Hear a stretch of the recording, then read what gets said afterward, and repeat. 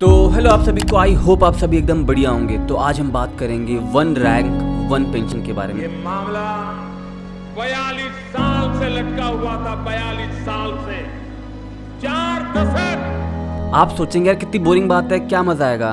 But आज जो मैं आपको बताने वाला हूँ वो आपका देश के प्रति चीज़ों को देखने का नज़रिया बदल देगा कि क्या हुआ फौजियों के साथ, उन्हें कितनी सारी चीज़ों को फेस करना पड़ा। तो आइए जानते हैं शुरू से।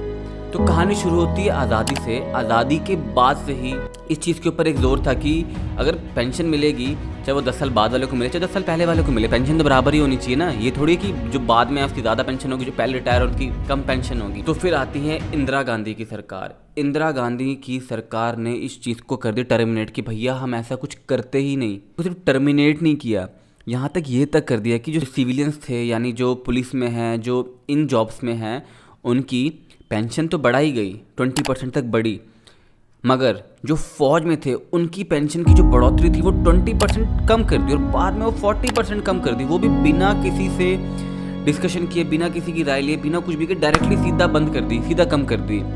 और इस वजह से फौज को जो रिस्पेक्ट मिलनी चाहिए थी, जो ऑनर मिलना चाहिए था, वो नहीं मिला और उनका विश्वास सा उठ रहा था। और फिर आई 1986 में राजीव गांधी की सरकार, जिन्होंने थर्ड पे कमीशन में एक स्कीम निकाली रैंक पे करके, जिसमें उन्होंने कैप्टन, मेजर, कर्नल्स, ब्रिगेडियर्स सबकी बेसिक पे कम कर दी। मतलब जितनी बढ़नी चाहिए थी उससे कम बढ़ी, और वो भी बिना किसी से कंसल्ट किए, बिना किसी को बताए, बिना कुछ किए, डायरेक्टली सीधा ही कम कर दिया। मतलब कोई मतलब ही नहीं रखा फौज से। तो एक बहुत ही डिसरिस्पेक्टफुल, जैसा कहना चाहूँगा इसको, कि बहुत ही डिसरिस्पेक्ट किया फौज को, जिसकी वजह से फौज का देश की सरकार से भरोसा उठ रहा था। मतलब वो जो जुड़ाव था, वो जुड़ाव धीरे धीरे कम हो रहा था और ये बढ़ता ही जा रहा था, बढ़ता ही जा रहा था। और इसी चीज़ की वजह से वन रैंक वन पेंशन को और ज़्यादा प्रोटेस्ट होने लगा कि भाई ये सब नहीं चलेगा, हमें ये चाहिए तो चाहिए। वो और ज़्यादा अग्रेसिव, वो गलत तरीके से ट्रीट कर रहे थे, तो फौजी अपनी तरफ से और ज़्यादा प्रोटेस्ट करने लगे कि भाई हमें ये चाहिए तो चाहिए। अब जैसे कि आप न्यूज़ में आर्टिकल में पढ़ सकते हैं, आपको एक आर्टिकल पढ़ के सुनाता हूँ मैं।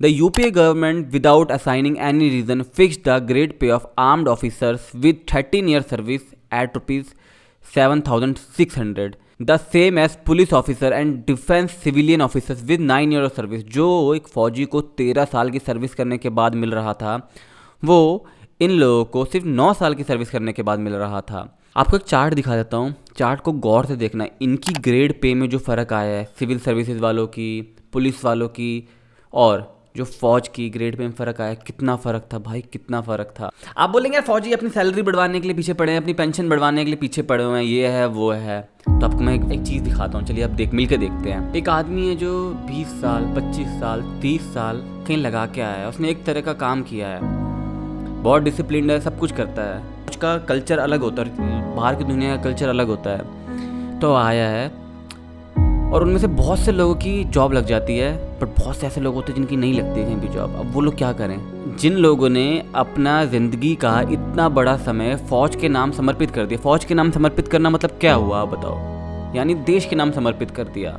अब वो अपनी ज़िंदगी में कुछ भी नहीं कर पा रहा, या यहाँ तक कि ढंग से खा पी भी नहीं पा रहा अच्छे से। तो क्या ये कहीं से भी सही है? नहीं ना। तो क्या ये वन रैंक वन पेंशन के लिए प्रोटेस्ट करना, ये बोलना कहीं से भी गलत होगा? आप बताओ, आपको क्या लगता है? कमेंट करके बताना। इसके बाद आती है मनमोहन सिंह जी की सरकार 2008 में। 2008 में एक चीज़ हुई जिसको एकदम गोपनीय रखा गया, एकदम गुप्त रखा गया। वो था जैसे जो ब्यूरोक्रेट्स थे, जो सिविल सर्विसेज करते थे, जो डिपार्टमेंट ऑफ पेंशन में बैठते थे, उन लोगों ने प्राइम मिनिस्टर के साथ मिलकर एक चीज़ लाई जिसके थ्रू सिर्फ जो सिविल सर्विसेज कर रहे हैं उनकी पेंशन बढ़ी, उनको मिला वन रैंक वन पेंशन, जिसकी उन्होंने मांग भी नहीं करी थी और वो उनको चुपके से मिल गया। ना ही ये बात मीडिया में आई, ना ही ये बात कहीं भी आई, और वन रैंक वन पेंशन का फ़ायदा मिल गया। ये बात किसी को नहीं पता थी। धीरे धीरे धीरे करके फौजियों को पता लगी, धीरे धीरे करके वेटरन्स को पता लगी। तो उन लोगों ने इसके खिलाफ बोलना शुरू कर दिया, भाई ये क्या हो रहा है, इनको कैसे मिल रही है और हमें क्यों नहीं मिल रही, हमारे साथ ये बदसलूकी क्यों की जा रही है। और ये पहली बार नहीं था, ये हर बार हुआ। मतलब जब भी मौके आए ये बार बार हुआ। तो इससे पता लगता है कि देश की सरकार तब फौजियों को लेके क्या सोच रही थी। उनके लिए वो ज़रूरी नहीं थे, बस एक बोझ की तरह ट्रीट किया जा रहा था कि भाई इनको भी पैसे देने पड़ेंगे, इनको भी सैलरी देनी पड़ेगी, जबकि वो तुम्हारे देश को प्रोटेक्ट करते हैं, बट वो तुम्हारे लिए एक्स्ट्रा चीज़ें हैं, तुम उन्हें ऐसे ट्रीट कर रहे हो। तो ये उनका सलूक था फ़ौज से। तो धीरे धीरे करके इनको पता लगी, देन जब देखा कि भाई इनको मिल रही है, हमें नहीं मिल रही है, देन फिर प्रोटेस्ट में जोर आया 1 रैंक 1 पेंशन की। भाई हमें 1 रैंक 1 पेंशन चाहिए। अब जो इंसान फ़ौज से 20 साल पहले रिटायर हुआ और जो इंसान 20 साल बाद रिटायर हुआ, भाई एक इंसान की सैलरी पेंशन 30,000 है और एक इंसान की पेंशन सिर्फ 8,000 है, तो ऐसे कैसे चलेगा? वो बंदा कैसे गुजारा चलाएगा?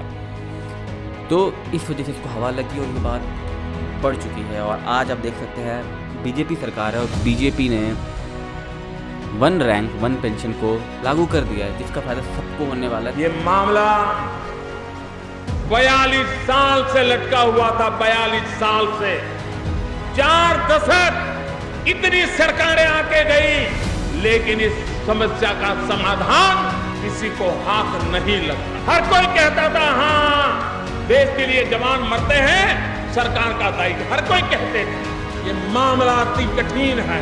मेरे देश के जवानों, आपने देश के लिए अपनी जिंदगी खपाई है, आपका मान सम्मान इससे बड़ा हमारी जिंदगी में कुछ नहीं हो सकता। और जैसे बोल रहे हैं कि ये फ्री की रेवड़ी है, फ्री का वो है, भाई बहुत समय से चला आ रहा था ये, बहुत समय से। और ये फ़ौज की रिस्पेक्ट की बात थी, लोगों की रिस्पेक्ट की बात थी, जो इतना समय फ़ौज को दे के आते हैं, उन्हें वो चीज़ फ्री में नहीं मिल रही है।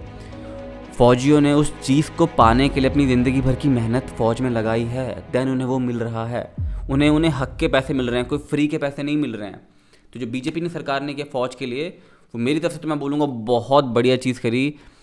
अगर आपको लगता है कि आपके आसपास कोई फ़ौजी है, कोई लोग हैं जिनको नहीं पता है, तो जाओ उन्हें बताओ कि भैया जो चीज़ चाहिए थी ज़िंदगी से कि 1 रैंक 1 पेंशन हो जाए, वो होगी और इसका फ़ायदा सबको मिलने वाला है। आपको मैं दिखा देता हूँ चार्ट, इस चार्ट के बारे में आपको दिखा देता हूँ। ये जो चार्ट है, इस चार्ट के थ्रू जो इस चार्ट में फेरबदल किए गए, रिवीजन किया गया, ये पेंशन है जो सबको मिलेगी। इसको मैं बड़ा कर देता हूँ, गौर से देख लेना कि कितना फ़ायदा किस किस को होने वाला है। मैं ये नहीं बोलूँगा मैं किसी भी गवर्नमेंट का सपोर्ट करता हूँ, बीजेपी का या कांग्रेस का, बट देखो जिसने किया उसका नाम तो लेना ही पड़ेगा। एंड आई होप जो रिस्पेक्ट, जो ऑनर फ़ौज को मिला है अभी इतनी सारी चीज़ों का सामना करने के बाद, वो आगे चल के भी हमेशा मिलता रहे।